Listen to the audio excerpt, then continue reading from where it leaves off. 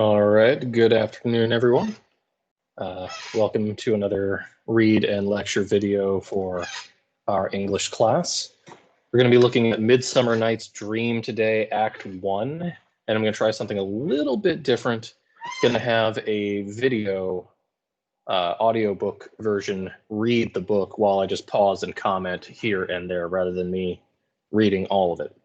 Before we begin, here's a picture of a walk in the park. Indeed. Moving forward. Might want to have your study guide in case. All right, we're beginning with Midsummer Night's Dream. If you've looked at the notes, lecture notes for this, this is a blend of Greek and British mythology. It takes place in ancient Greece, in Athens specifically. And herein we have Theseus, the guy that killed the Minotaur, as the Duke of Athens.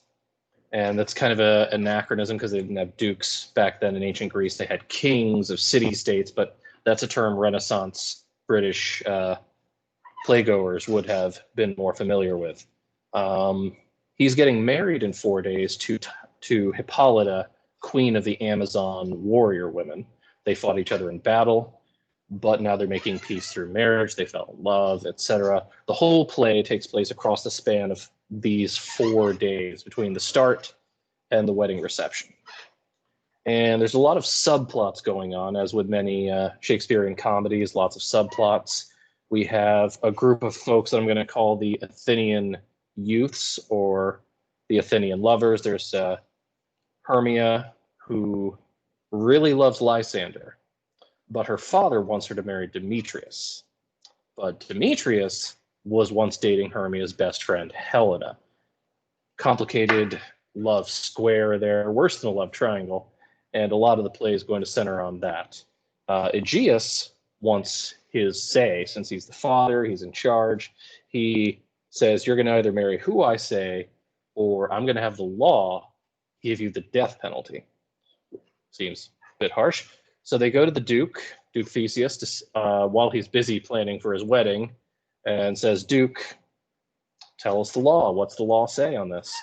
And he admits that, yes, it's going to have to either be the death penalty, marry Demetrius, or become a nun, which is another anachronism, since ancient Greece didn't have, Catholic nuns. This was thousands of years BC, would have been followers of Artemis or Diana, the virgin goddess of the hunt. Lots of stories about that. So yeah, but nun's a term Renaissance playgoers would have known. So that's a whole issue. They're going to have troubles there. Second group of people is the craftsmen, or who Shakespeare would have called the mechanicals. These are tradesmen by day, carpenters, weavers, people who make or fix things. But their hobby, their passion is they want to be actors. They want to put on plays. They even want to put on a play as the entertainment for the Duke's wedding reception. They're not going to have just music or something. They're going to have live entertainment, a play. But the problem is these guys, though they love acting, they're not very good at it. They're so bad at it that their play, which is based on a tragedy, is actually going to turn into a comedy for how bad it is. Probably the world's first example of a Mystery Science Theater-esque laughing at something so bad that it's good. Third group of characters is the fairies. Fairies are from British mythology, whereas Theseus and folks are from Greek mythology. Nevertheless, they are in the woods outside of Athens because Theseus, big important person, is getting married. They want to attend the wedding. Fairies can be invisible whenever they choose to be, so no one's going to see them go to the wedding. They just want to go and dance and party and be there. But the fairies have their own problems. Oberon, king of the fairies, and Titania, queen of the fairies, are having a lover's quarrel, some marital strife and argument over the custody of a changeling child.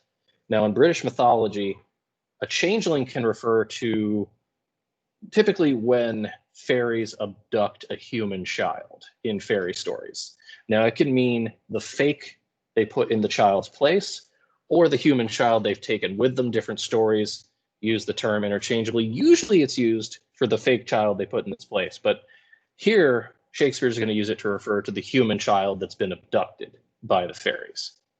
You might see that type of thing in fairy tales from way back when, Jim Henson's The Labyrinth, things like that. Fairy creatures always wanting to abduct children.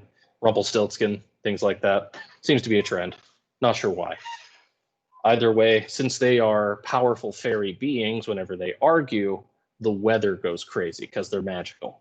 So you have summer and winter time, winter and summertime, rain in the dry season, dry in the rain season, crops failing, livestock getting sick, and everybody's upset, but they don't know that it's the fairies arguing that causes it.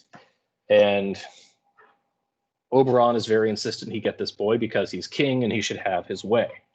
The queen, Titania, is like, I should have the child because I was friends with the mother. She followed me as, queen of the fairies. We hung out together in India, and I should have the child. They argue. Neither one changes each other's mind. But Oberon plots and schemes to both get back at her for denying him his will, kind of parallel to Aegeus in the human world, and to try to fix the human Athenian lovers' relationships in another vein. And fairies meddling in human affairs often leads to problems and complications. We're going to see that. So I'm going to go ahead and start the play. We'll see how this goes with someone else reading it and me just pausing to talk about it once in a while. I'll also keep the text down here as we go along.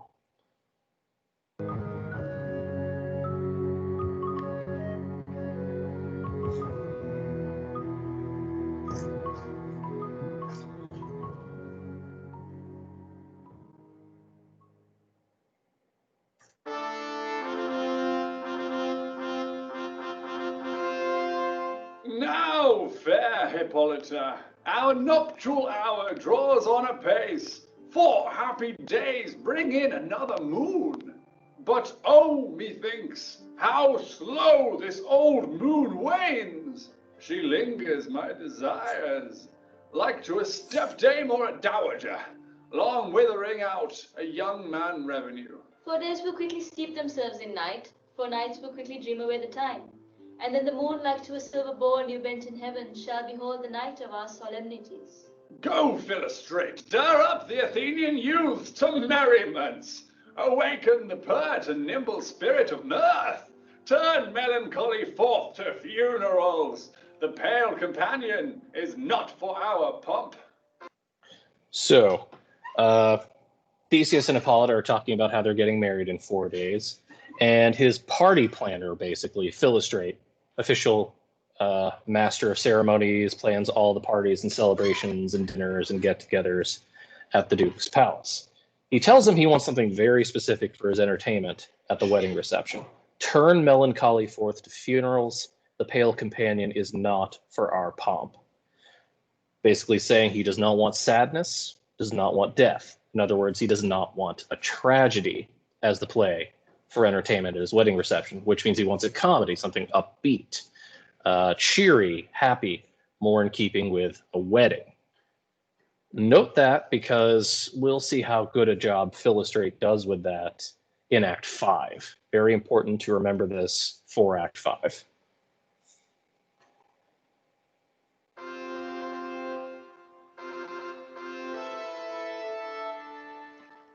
Hippolyta, I wooed thee with my sword, and won thy love, doing thee injuries. But I will wed thee in another key, with pomp, with triumph, and with reveling. Okay, so the actor laughed when he read that line because there's some innuendo in this line. I'm not going to explain what that is because this is a high school class, so you'll have to figure that out on your own. But the literal meaning here, well, literal-ish, one of the layers of meaning is that he met Hippolyta on the battlefield. So they were fighting with swords when they met each other and then fell in love. As to the other meaning, I'm not touching that, You'll have to figure that on your own.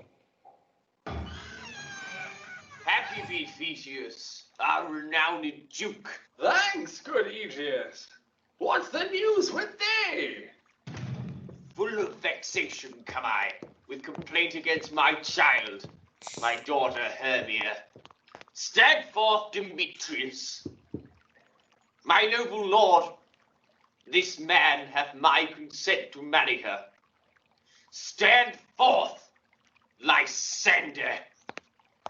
And my gracious duke, this man hath bewitched the bosom of my child.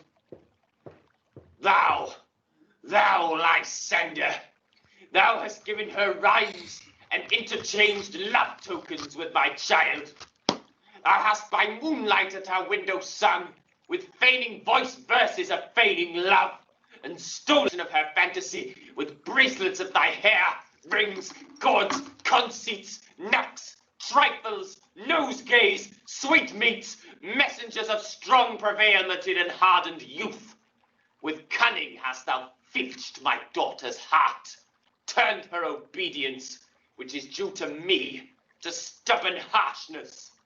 And, my gracious duke, be it so she, here before your grace concerned to marry with Demetrius, I beg the ancient privilege of Athens, as she is mine, I may dispose of her, which shall either be to this gentleman or to her death, according to our law immediately provided in that case. All right, so Aegeus, father, has a daughter, has complaint against his daughter, brings it to, well, not to court so much as to the legal authority figure here, the Duke of Athens, or as it would be, the King of Athens, Theseus. Wants his daughter to marry who he says she should marry. It's an arranged marriage to Demetrius. Angry at Lysander, whom Hermia truly loves, because Lysander did not get permission first, did not get the father's blessing. And that's very, very important in many cultures. So he accuses him of various things. In other words, giving her gifts of varying types, flowers, treats, singing her songs or poems at her window, things like that, without his permission. And says that according to the law, because apparently he knows the law pretty well, at least this law, she needs to either marry who he says or get the death penalty, which, of course, does sound pretty extreme.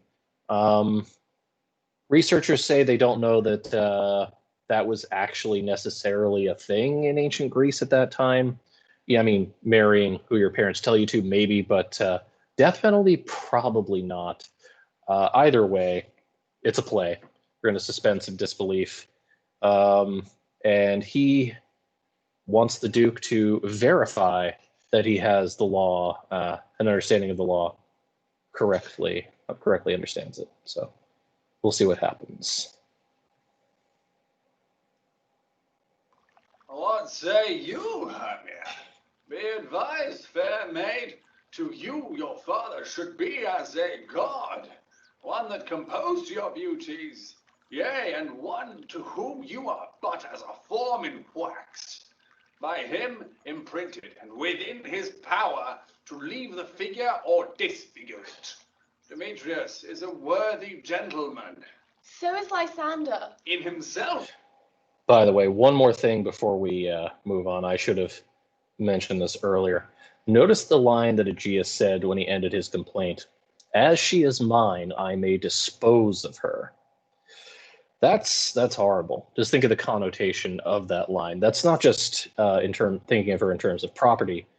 Dispose of, as in like trash, on par with trash. That's such a great father here. Thought you should really see everything in that line before we move on. And Theseus is taking the more reasoning approach. Is like, are you sure you want to? I mean, maybe you can see things your father's way. Come on, let's not go to the extreme penalty here. Come on, Hermia. And Hermia's like, nope, gotta be Lysander. Sorry, love is love, etc., etc.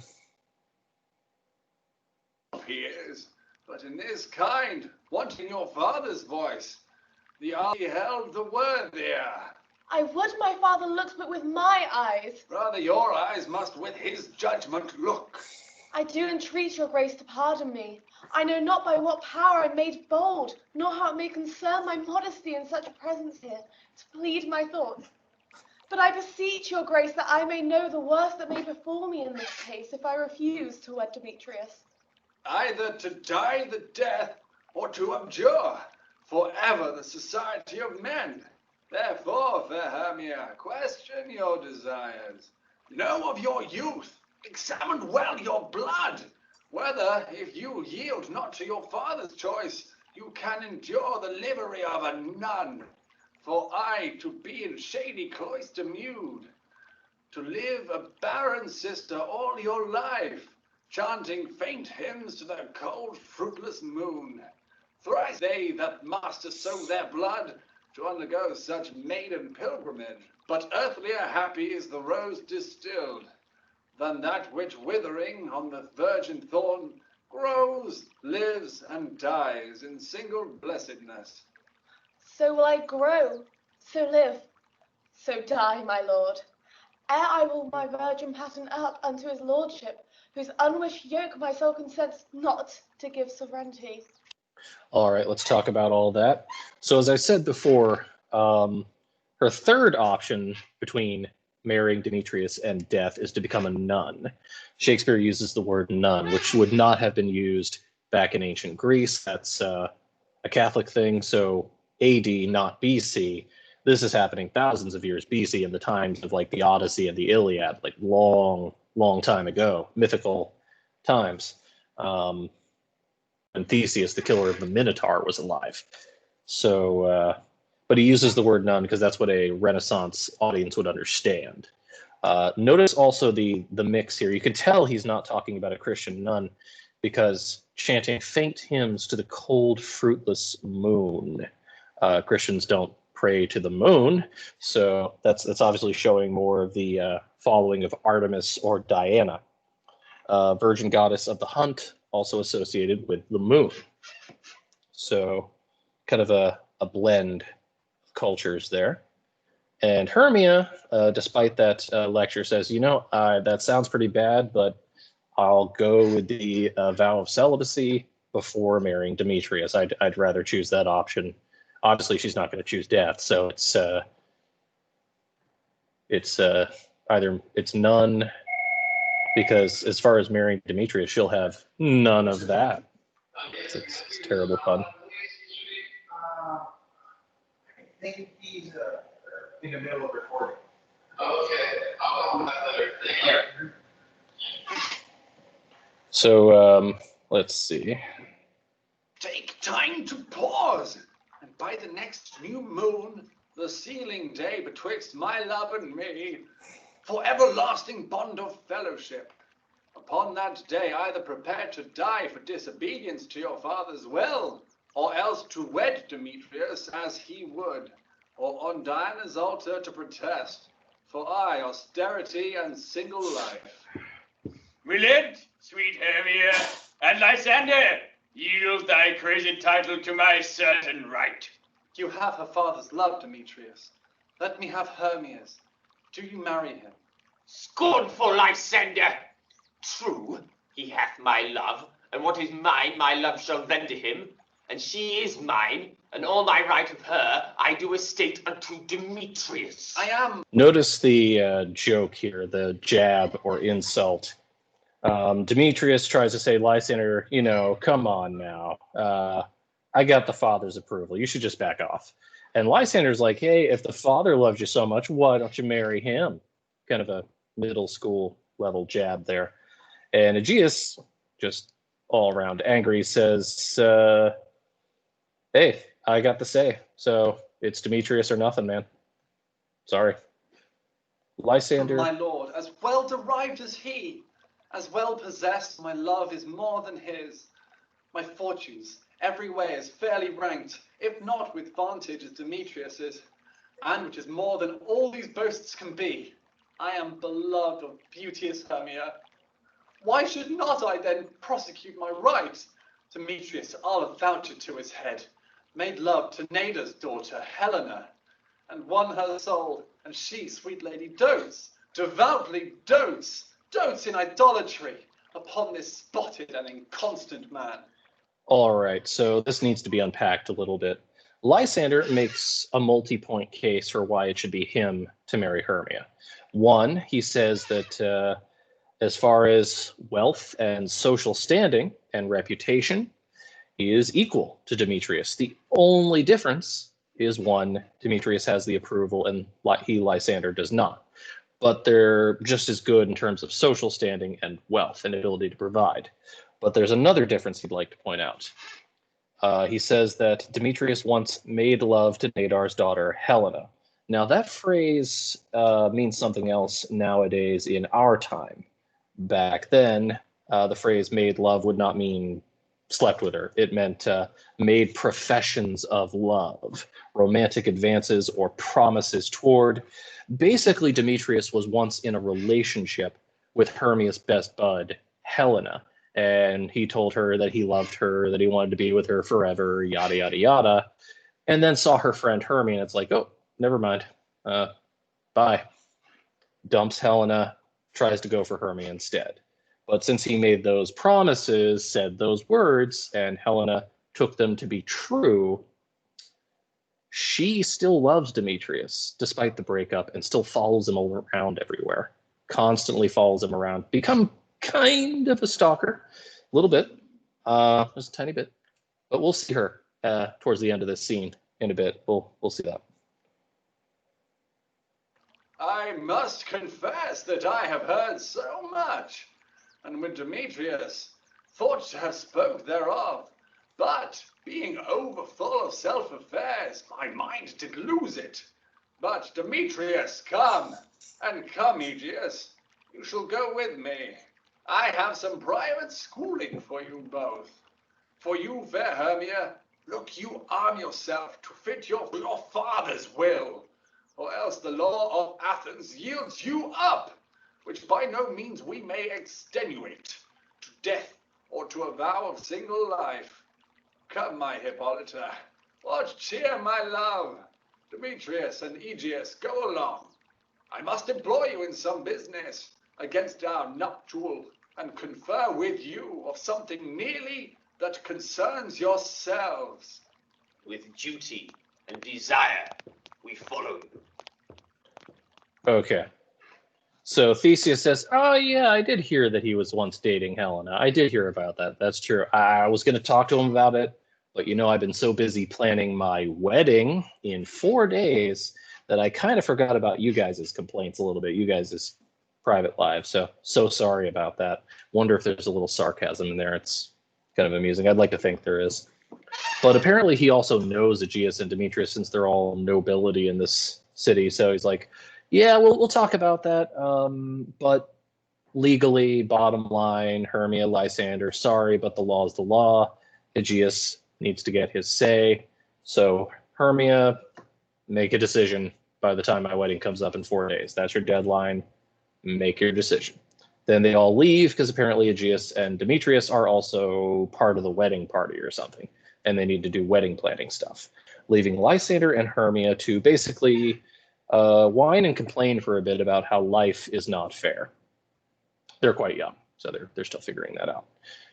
They're going to complain about life not being fair for a while before we move on to the next bit. So here you go. How now, my love? Why is your cheek so pale? How chance the roses there to fade so fast?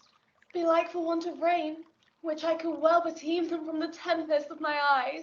Ay me, for aught that I could ever read, could ever hear by tale or history, the course of true love never did run smooth. But either it was different in blood.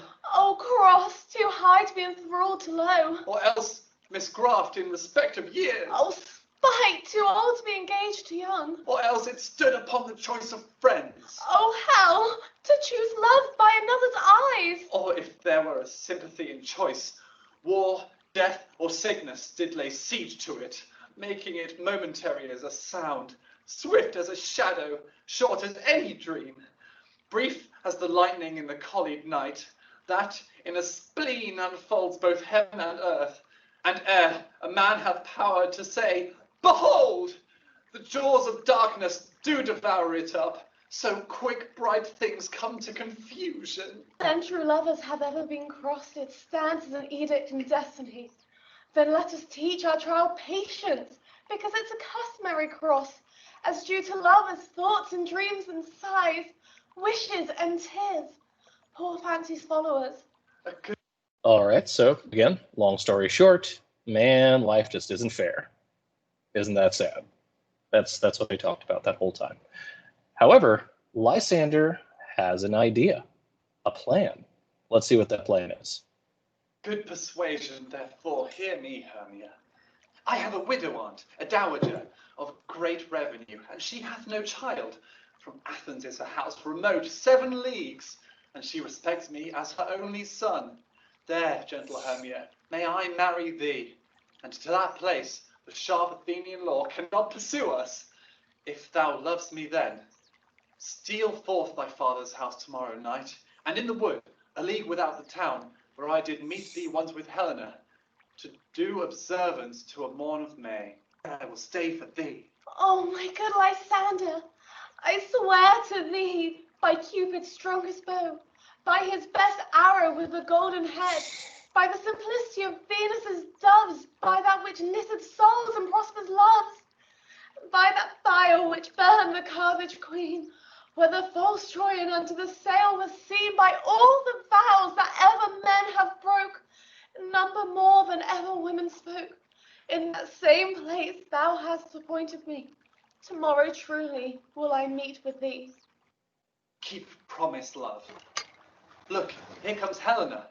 All right, so Lysander's plan is not to choose doors 1, 2, or 3, marriage to Demetrius, death, or the convent, but option 4, an illegal option to run away or elope and get married somewhere else and never come back. He says that he has an aunt who lives in some town on the other side of the forest from Athens, and she lives alone, so she's got a lot of room at her house apparently, and loves Lysander quite a bit. Would probably let them crash there, get married, live there, and not come back to Athens. So they have kind of a Romeo and Juliet type plot thread going here. Elope to get married because life isn't fair in their hometown. However, notice the juxtaposition here. Right when they've hatched their secret plan, here comes a friend who I'm sure will keep their secret. God speed, fair Helena. Whither away? Call you me fair? That fair again unsay. Demetrius loves your fair. Oh, happy fair! Your lodestars and your tongue sweet air, more tunable than lark to shepherd's ear, when wheat is green, when hawthorn buds appear. Sickness is catching. Oh, a favour so, yours would I catch, fair Hermia, ere I go. My ear should catch your voice, my eye your eye, my tongue should catch your tongue's sweet melody. Were the world mine, Demetrius being baited, the rest I'd give to be you translated. Oh, teach me how you look, and with what art you sway the motion of Demetrius's heart.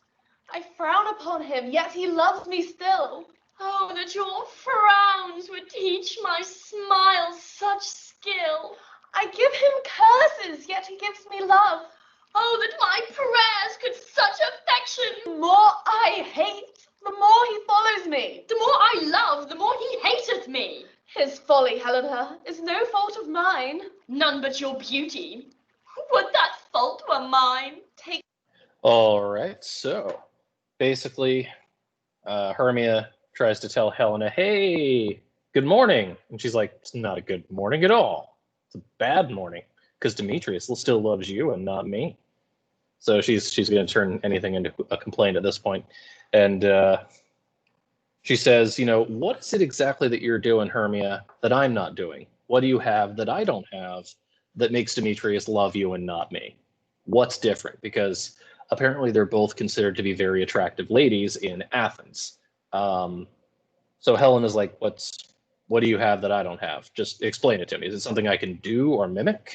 And Hermia explains that she curses him swears at him, calls him names, tells him to go on, get out of here, get. She's mean to him, essentially. Whereas Helena is overwhelmingly nice to him and pleading and begging and be like, please, let's date again. And Hermia is like, hey, get away from me. I don't like you. Apparently, that's what Demetrius likes. The lady that doesn't like him. That's part of the confusion here. He wants what he can't have, basically, or hard to get, as opposed to Helena, which, how to put this, is not hard to get when it comes to Demetrius. Yeah. But Hermia is going to try to comfort her poor friend by saying, hey, guess what? Secret plan. Better keep it a secret. Comfort. He no more shall see my face. Lysander and myself will fly this place.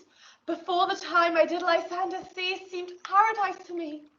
Oh then, what graces in my love do dwell that he hath turned a heaven unto hell. Helen. By the way, turning a heaven unto hell or a hell unto heaven is a line that appears a couple of times in Midsummer. A good place can seem like a bad place, or a bad place a good place, depending on your mindset. But I believe that line comes up again, or something like it, in Paradise Lost, if I remember correctly. Something just fun to know. To you our minds we will unfold. Tomorrow night, when Phoebe doth behold her silver visage in the watery glass, decking with liquid pearl the bladed grass, a time that lovers' flight doth still conceal, through have we devised to steal. And in the wood, where often you and I upon faint primrose beds were wont to lie, emptying our bosoms of their counsels sweet, there my Lysander and myself shall meet. And thence from Athens turn away our eyes, seek new friends and stranger company. Farewell, sweet playfellow, pray thou for us, and good luck grant thee thy Demetrius. Keep word, Lysander. We must starve our sight from lovers' food till morrow deep midnight. I will, my Hermia. Helena, adieu. As you on him, Demetrius dote on you. How happy some or other some can be. Through Athens I am thought as fair as she. But what of that? Demetrius thinks not so. He will not know what all but he do know. And as he errs, doting on Hermia's eyes, so I, admiring of his qualities, things base and vile, folding no quantity, love can transpose to form and dignity. Love looks not with the eyes, but with the mind, and therefore is winged Cupid painted blind. Nor hath love's mind of any judgment taste, wings and no eyes figure unheedy haste. Therefore is love said to be a child, because in choice he is so oft beguiled as waggish boys in game themselves forswear. So the boy love is perjured everywhere. For ere Demetrius looked on Hermia's eyne, he hailed down oaths that he was only mine. And when this hail some heat from Hermia felt, so he dissolved, and showers of oaths did melt. I will go tell him of fair Hermia's flight. Then to the wood will he tomorrow night pursue her, and for this intelligence, if I have thanks, it is a dear expense, but herein mean I to enrich my pain, to have his sight thither and back again. All right, so that's a load of fun. Hermia and Lysander try to comfort Helena by saying, hey, I know Demetrius is only looking at Hermia right now, but Hermia and I are going to be gone soon. We're going to be out of town. So he'll probably go back to you by default. So, don't worry. Pretty soon it'll just be you and Demetrius. And then they run off to wait until nightfall to leave for the forest. Helena has a different plan. Instead of keeping the secret and just having Demetrius all to herself when they leave, she decides, it would be loads of fun. It'd be a great idea to tell Demetrius about the secret plan so that he chases Hermia into the forest, and she, Helena, has the privilege, the fun of being able to chase Demetrius around while he chases someone else. That is her master plan. And that is such a genius plan. She's not crazy at all right now. Indeed. One line we really need to look at before we move on, though. Love looks not with the eyes, but with the mind, and therefore is winged Cupid painted blind. That's a line that could be said to be a theme for the entire play, honestly. But what it means is sometimes when we're in love or in a relationship, we don't always see all the flaws in that person that we should see, flaws that are right in front of our faces, like, man, why didn't I see that before? Because we're kind of blinded by our minds, imaginations, feelings, makes the person seem better than they are, makes us blind to their flaws that the eye should see, but something up here or here is blinding us to that. That's what that means there. But love's going to be very, very blind over the course of this play, as we will see. But moving on to Act 1, Scene 2, and after that we will pause the video after that scene. This is where the craftsmen enter the scene, the mechanicals, talking about how they want to put on a play for the Duke's wedding.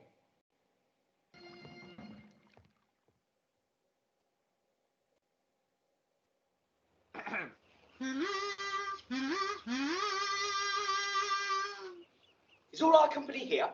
You are best to call them generally, man by man, according to the script. Here is the scroll of every man's name, which is thought fit through all Athens to play in our interlude before the Duke and Duchess on his wedding day at night. First, good Peter Quince, say what the play treats of. Then read the names of the actors, and so grow to a point. Marry, our play is the most lamentable comedy and most cruel death of Pyramus and Thisbe. A very good piece of work, I assure you, Mary.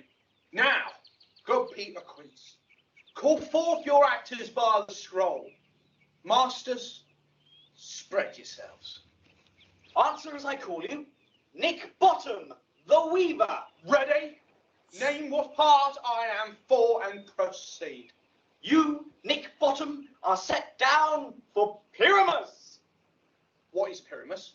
A lover or a tyrant? A lover that kills himself most gallant for love. Well, that's some tears in the true performing of it. If I do it, let the audience look to their eyes. I will move storms. I will condole in some measure to the rest. Yet my chief humour is for a tyrant. I could play Urkel's rarely, or a part to tear a cat in, to make bleat. The raging rocks and shivering shocks shall break the locks of prison gates, and Phoebus' car shall shine from far and make and mar the foolish fates. This was lofty. Now, name the rest of the players. This is Urkel's vein, a tyrant's vein. A lover is more condoling. All right, so far the scene has basically shown us what type of character Bottom is. Nick Bottom is the lead actor of the acting troupe. He's not in charge of the troupe. That's Quince, whose house they're meeting at. Quince organizes the plays. Bottom is the lead actor. Notice that Bottom is telling Quince what to do, even though he's in charge. Like Quince doesn't know what to do. Quince knows what to do, but Bottom feels the need to tell him his job anyway. Notice Bottom is also just giving these big emotional speeches when no one asked him to. He just goes off on these tangents because Bottom is a bit full of himself. He's very full of himself. He thinks he's so awesome, like the best actor ever. Even though he is terrible, they're all pretty bad, but he is quite terrible and thinks he's great. Thinks he's the best actor ever. We'll see how that goes. Francis Flute, the bellows mender. Here, Peter Quince. Flute, you must take Thisbe on you. What is Thisbe? A wandering knight? It is the lady that Pyramus must love. So, some explanation there. If you've never run into Shakespeare in high school before, they've probably explained this to you in previous years. But in the times of Shakespeare, live stage performances, all the actors were guys. All of them, including the female roles. They put on wigs and stuff. And yeah, Yeah, back then, all dudes. So Romeo and Juliet, all dudes. Yep. Nay, Faith, let me not play a woman. I have a beard coming. That's all one. You shall play it in a mask, and you must speak as small as you will. And may I hide my face? Let me play Thisbe too. I'll speak in a monstrous little voice. Thisne, Thisne! Ah, Pyramus! Lover dear! My Thisbe dear! And lady dear! No, no, you must play Pyramus, and flute you, Thisbe. Well, proceed. Robin Starveling, the tailor. Here, Peterquince. Robin Starveling, you must play Thisbe's mother. Tom Snout, the tinker. You, Pyramus's father. Myself, Thisbe's father. Snug the joiner, you, the lion's part. And I hope here is a play fitted. Have you got the lion's part written?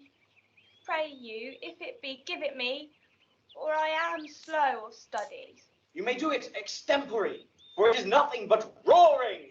Let me play the lion too. I will roar that I will do any man's heart good to hear me. I will roar that I will make the Duke say, let him roar again, let him roar again. And you should do it too terribly. You would fright the Duchess and the ladies, and they would shriek, and that were enough to hang us all. That would hang us, every mother's son. All right. So notice as Quince is handing out the parts, Bottom says, no, I'll play that one too. I'll play Pyramus. I'll play Thisbe, the lady he's in love with. Oh, the lion. I'll play the lion. Just give me the whole play. Give me the whole play. I'll be all the characters.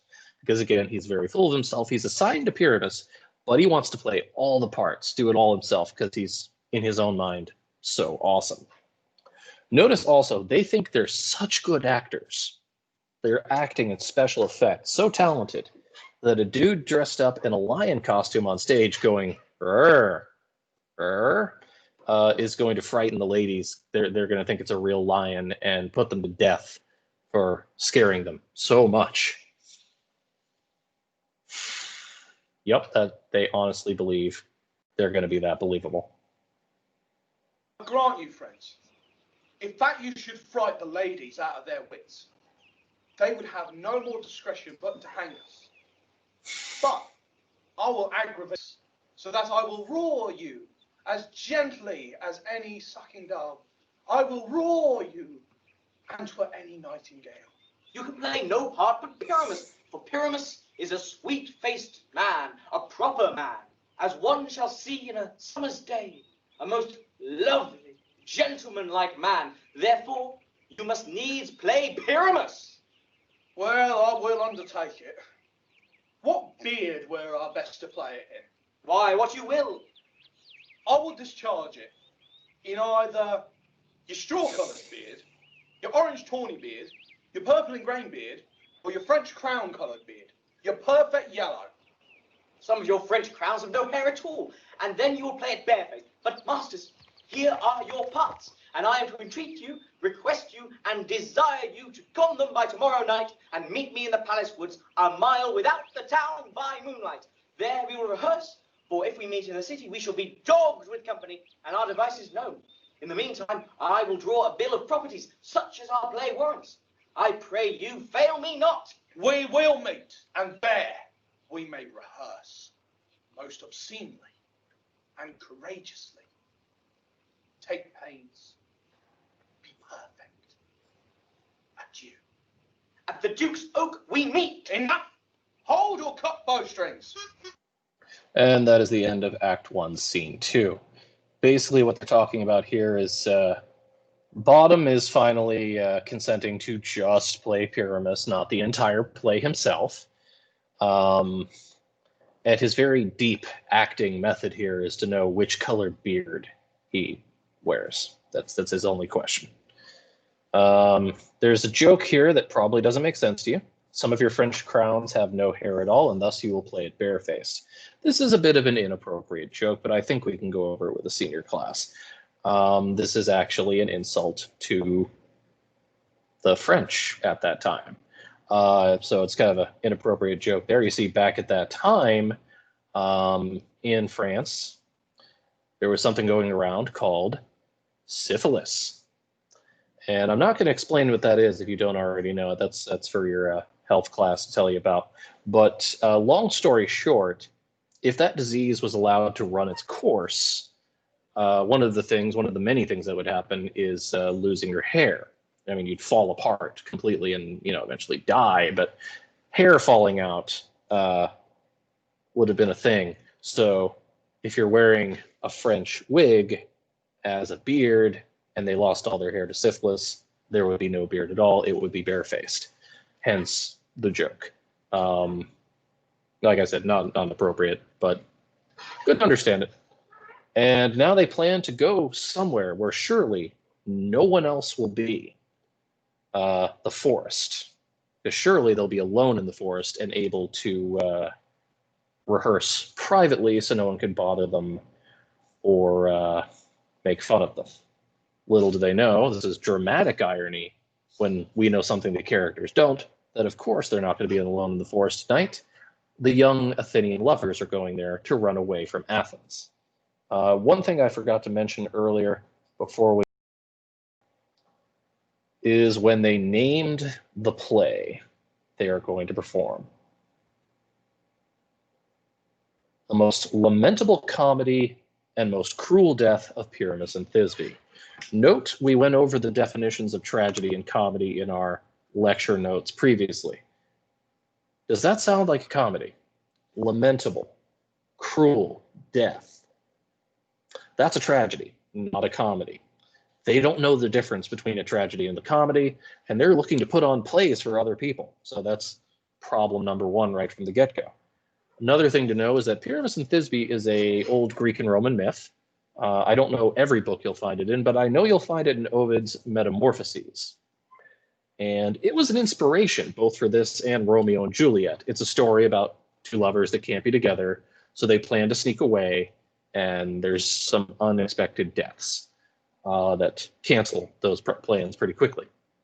Very similar to the ending of Romeo and Juliet. Spoilers if you've never had ninth grade English. Still, they think it's a comedy. That's terrible. Remember, Theseus said no plays about sorrow and death, but they think it's a comedy, so they don't know any better. And of course, when we get to Act 5 and see them perform it at the Duke's wedding reception, we'll see how that goes. Either way, everybody seems to be going to the forest tonight. We'll end our talk there, but in the next video, we'll talk about Act 2 to see what else is going on in the forest that night. So take care, guys. Happy reading, and I'll see you in the next video.